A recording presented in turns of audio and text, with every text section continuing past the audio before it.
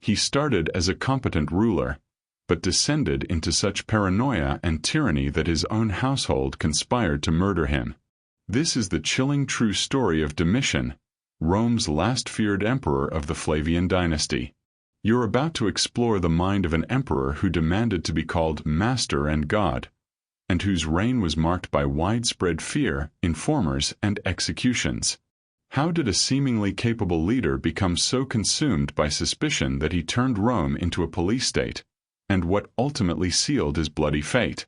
Drawing from Suetonius's Lives of the 12 Caesars, we'll expose Domitian's brutal methods, his lavish building projects, and the intricate plot that brought down one of Rome's most absolute rulers.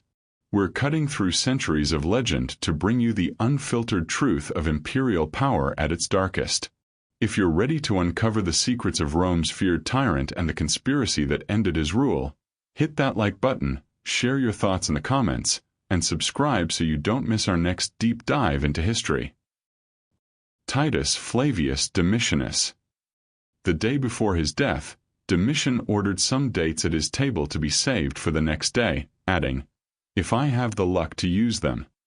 Turning to those nearest him, he said, "Tomorrow the moon in Aquarius will be bloody instead of watery, and an event will happen that will be much talked of all the world over." About midnight, he was so terrified that he leaped out of bed. That morning, he tried and sentenced a soothsayer from Germany who had predicted a change of government from recent lightning strikes. As blood ran down his face from scratching an ulcerous tumor on his forehead, he said, "Would this were all that is to befall me." Then, upon his asking the time of day instead of 5 o'clock, the hour he dreaded, they purposely told him it was 6.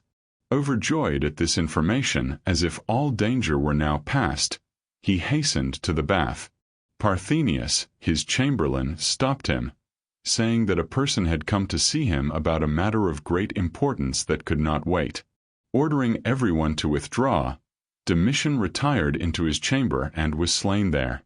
The common account of his death describes the conspirators uncertain about when and where to strike him, whether in the bath or at supper. Stephanus, a steward of Domitilla, then facing prosecution for defrauding his mistress, offered his advice and assistance. For days, he wrapped his left arm in woolen bandages, pretending it was injured to avoid suspicion. At the appointed hour, he concealed a dagger in them. Pretending to reveal a conspiracy, he was admitted and presented the emperor with a memorial. As Domitian read it in astonishment, Stephanus stabbed him in the groin. Domitian, though wounded, resisted. Clodianus, one of his guards, Maximus, a freedman of Parthenius, Saturius, his principal chamberlain, and some gladiators fell upon him, stabbing him in 7 places.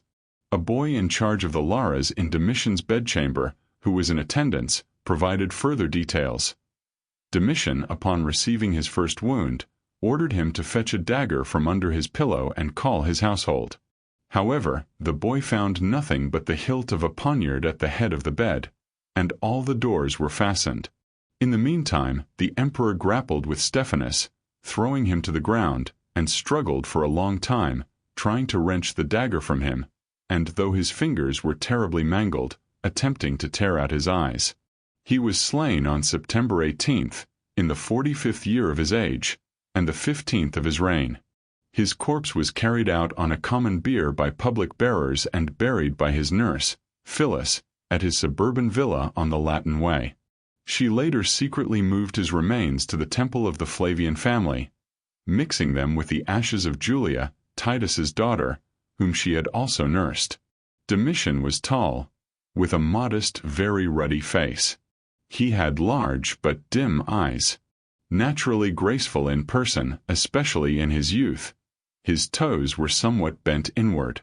He was eventually disfigured by baldness, corpulence, and the slenderness of his legs, which were reduced by a long illness.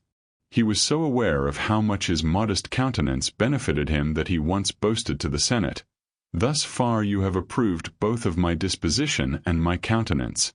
His baldness bothered him so greatly that he considered it an affront if anyone else was reproached with it, in jest or earnest. Yet, in a small tract he published addressed to a friend, concerning the preservation of the hair, he used these words for mutual consolation: "See you my graceful mien, my stately form? And yet the fate of my hair awaits me. However, I bear with fortitude this loss of my hair while I am still young. Remember that nothing is more fascinating than beauty, but nothing of shorter duration." He so avoided fatigue that he rarely walked through the city on foot. In his expeditions and on a march, he seldom rode on horseback, preferring to be carried in a litter.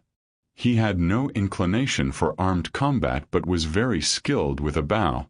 Many people saw him often kill 100 wild animals of various kinds at his Alban retreat, fixing his arrows in their heads with such dexterity that he could, in 2 shots, plant them like a pair of horns in each.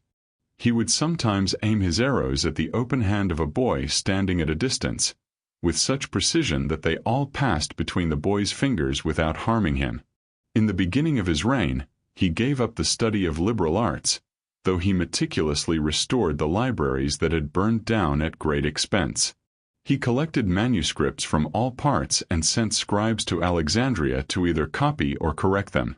Yet, he never troubled himself to read history or poetry or to use his pen even for private purposes.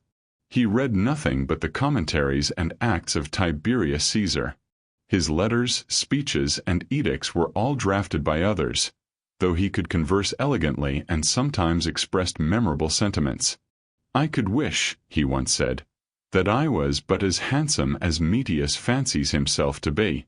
And of someone whose hair was partly reddish and partly gray, he said, that it was snow sprinkled with mead. The lot of princes, he remarked, was very miserable, for no one believed them when they discovered a conspiracy until they were murdered. When he had leisure, he amused himself with dice, even on non-festival days and in the morning.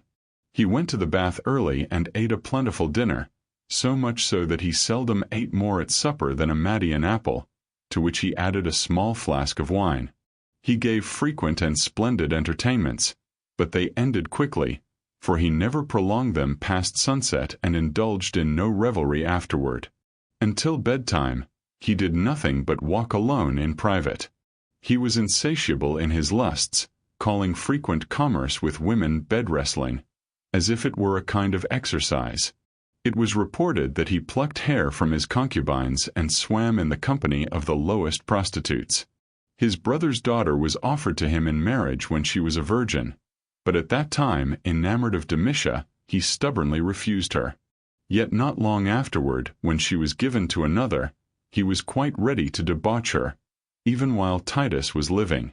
But after she had lost both her father and her husband, he loved her most passionately and openly, so much so that he caused her death by obliging her to procure a miscarriage when she was pregnant by him.